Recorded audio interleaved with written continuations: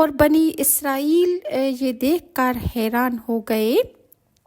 اور انہیں سمجھ آ گئی کہ حضرت موسیٰ کا ستر اور ان کا پردہ کرنا صرف اس وجہ سے ہے کہ حکم الہی کی وجہ سے اس وقت پتھر بنی اسرائیل کے اس گروہ کے سامنے جا کر ٹھہر گیا۔ حضرت موسیٰ نے اپنے کپڑے فوراً پتھر سے اٹھا لیے اور پہنے،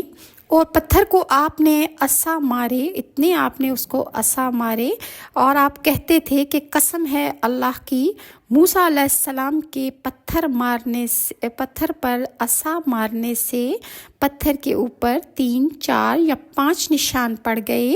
یہی مطلب ہے اللہ تعالیٰ کے اس فرمان کا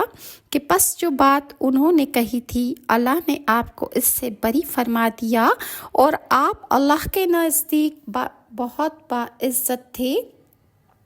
بعض علماء نے فرمایا ہے کہ اللہ تعالیٰ کے دربار میں حضرت موسیٰ کے